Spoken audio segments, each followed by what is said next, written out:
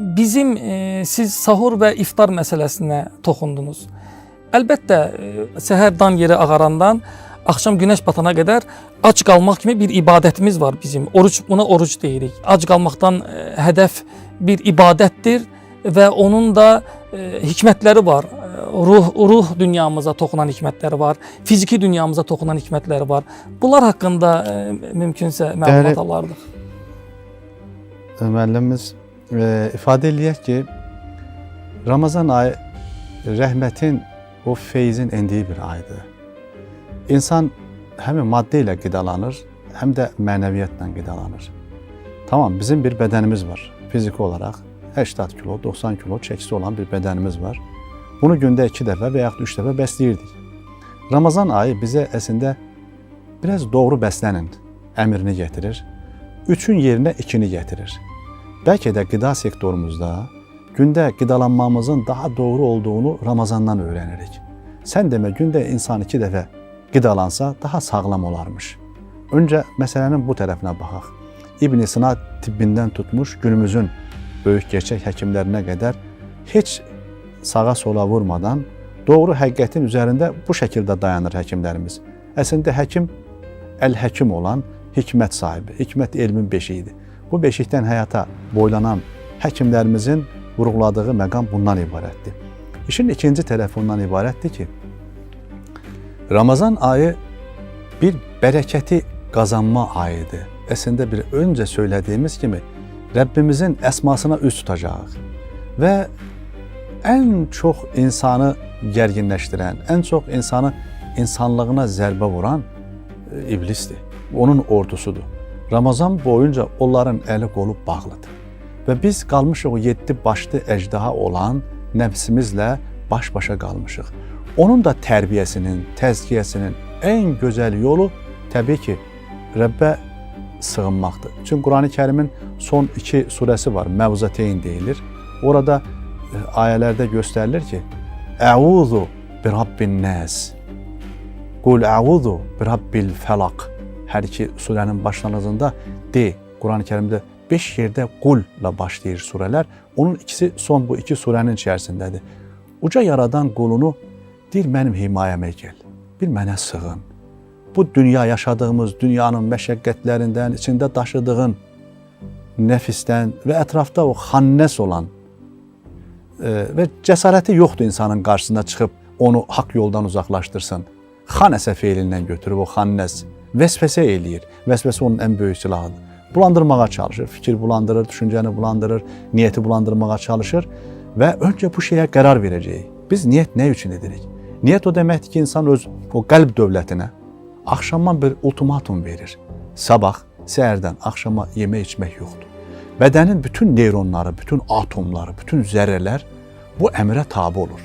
14 saat ya 15 saat, 17 saat, 18 saat yemək, içmək yoxdur. Ona görə və insan artıq səhərdən axşama qədər bir huzur aləminə üz tutur. Məna aləminə seyr edir. Qəzəblənmək nədir? Əsəb nədir?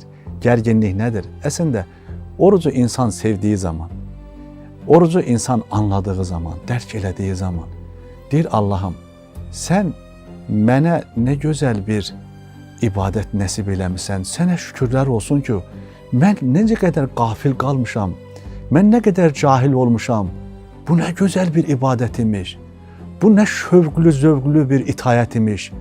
Allahım, sən mənə qanat verdin, dünənə qədər çox ağır yüklər vardı çiynimdə, indi mənim ruhuma qanat gəldi, mən artıq məna aləminə uçuram və gerçəkdən insan yemədikdə, yeməyi, dünyanı tərk etdikcə o ruhani, o mələkut aləminə baş vurur. Odur ki, söylüyor ki, Ramazan ayı bədənin ruha baş əydiyi bir aydır. Və bizim səcdələrimizin mahiyyəti başqa olur. Namazımız başqa olur, zikirlərimiz başqa olur. Oxuduğumuz Qur'an belə bizə başqa cür təsir edir. Və xüsusən bayaq siz sual vermişdiniz Qur'anla bağlı. Özəlliklə biz Ramazan ayında həm Qur'an oxuyuruq, bilgilərimizi dərinləşdiririk. Bir tərəfdən Allah Resulü Aleyhisselatü Vesselam'ın həyatını, onun əhl-i beytinin həyatını, əshabəsinin həyatını və silsilədə olan bütün vəli qullarının həyatını araşdırırıq, incələyirik və böyük bir zənginlik qazanırıq və öyrənirik ki, sən demə, bizim zamanın bətninə, zamanın ruhuna vaqif olmamız üçün, zamanın varidatına çatmamız üçün oruç nə qədər böyük bir bizə imkanlar bəxş edilmiş. Odur ki, bəli, Ramazan ayı boyunca bizim dilimiz oruç tutacaq. Necə oruç tutacaq dilimiz? Dilimiz oruç tutacaq, artıq iftira, böhtan, yalan yoxdur. Çünki əgər dilimiz bizim hələ də iftira söyləyirsə, hələ də böhtan söyləyirsə, hələ də ki suizənnin içərisindədirsə, onda bizim tutduğumuz orucun ruhuna, səhhətinə toxunmuş oluruq. Gözlərimiz Ramazan boyu oruç tutacaq. Odur ki, böyüklərimiz əslində orucu 3 əsas istiqamətə bölür. Qısaca olaraq söylə. Mən bir əslində sualı verərkən bunu istəyirdim.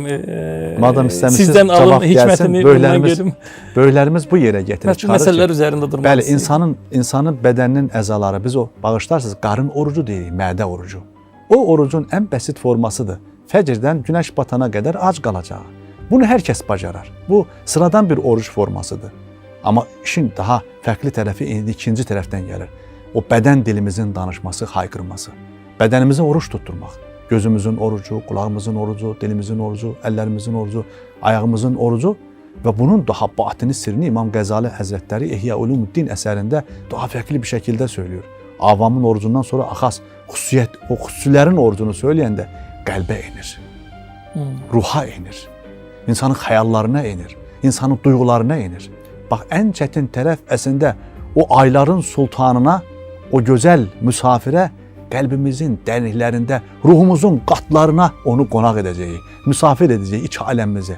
O da gəlib oradan ləzzət alacaq. Həm feyzini verəcək, həm də bir ləzzətlə bizdən qayıdacaq. Bilmək olmaz ki, gələn biz Ramazanda, o Ramazan ayı ilə bir daha görüşəcəyimi. Çox sevdiklərimiz vardı, istədiyimiz insanlar vardı, evlərimizdən, ailəmizdən və qohum əqrabamızın içərisindən, ölkəmizin içərisindən haqq dərgahına köçüb gedənlər oldu. Unutmayaq, həqiqət çox böyük və ağır olur. Onu qəbul etdikdən sonra hər şey rahatlaşır.